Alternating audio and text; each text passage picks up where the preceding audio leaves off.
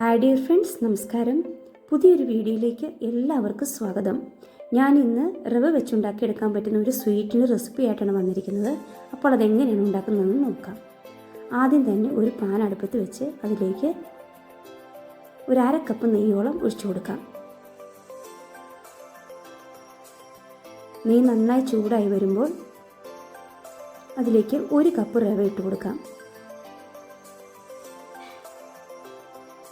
1 cup റവയ്ക്കാണ് 1/2 cup നെയ്യ് ഞാനിവിടെ എടുത്തിരിക്കുന്നത്.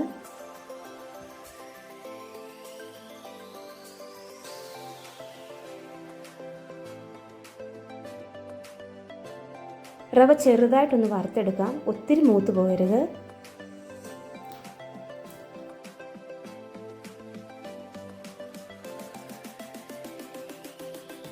മറ്റൊരു പാൻ അടുപ്പത്ത് വെച്ച് അതിലേക്ക് കുറച്ച് നെയ്യ് ഒഴിച്ചു കൊടുക്കാം. ഈ നെയ്യ് നന്നായി ചൂടായി വരുമ്പോൾ നട്ട്സും മുന്തിരിങ്ങയും കൂടി ഇട്ട് ഒന്ന് വറുത്തെടുക്കാം.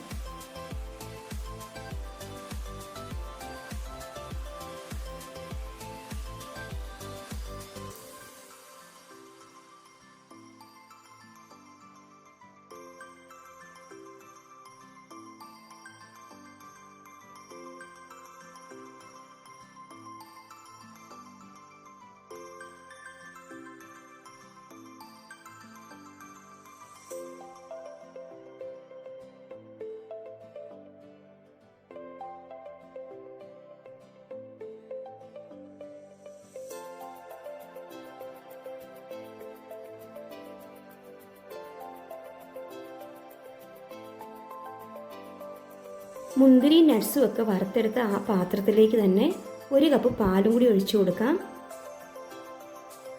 1/4 കപ്പ് വെള്ളവും കൂടി ചേർത്ത് കൊടുക്കാം.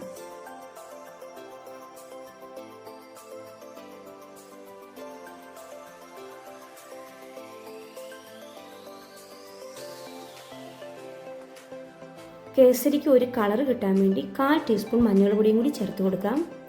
മഞ്ഞൾ ചേർക്കുന്നതുകൊണ്ട് ടേസ്റ്റ് വ്യത്യാസം ഒന്നും വരില്ല. പഞ്ചസാരയും ഏലക്കയും കൂടി ഒരുമിച്ച് പൊടിച്ചതാണ്, അതും കൂടി ഇതിലേക്ക് ചേർത്ത് കൊടുക്കാം. ഇത് നന്നായി തിളച്ച് വരുമ്പോൾ നമ്മൾ നേരത്തെ വറുത്ത് വെച്ചിരുന്ന റവ ഇതിലേക്ക് കുറേശ്ശെയായിട്ട് ഇട്ട് കൊടുക്കാം. ഒരുമിച്ച് ഇട്ട് കൊടുക്കല്, കുറേശ്ശെയായിട്ട് വേണം ഇട്ട് കൊടുക്കാൻ, ഇല്ലെങ്കിൽ കട്ട പിടിക്കും. ഇതുപോലെ ഇട്ട് കൊടുത്തതിന് ശേഷം ഒന്ന് ഇളക്കി കൊടുക്കാം.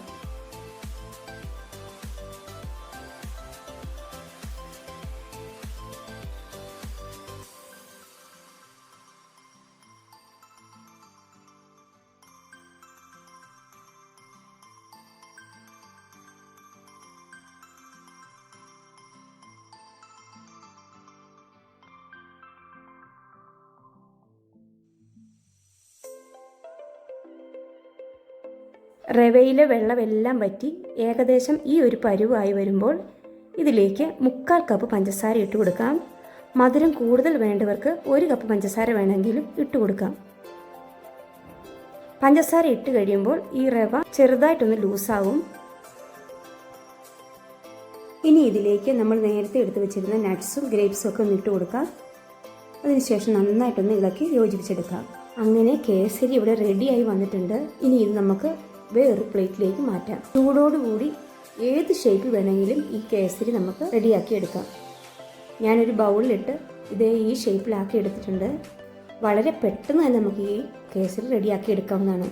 അപ്പോൾ നിങ്ങൾക്ക് എൻ്റെ വീഡിയോ ഇഷ്ടമായാൽ ലൈക്ക് ചെയ്യണം, ഷെയർ ചെയ്യണം, സബ്സ്ക്രൈബ് ചെയ്യണം.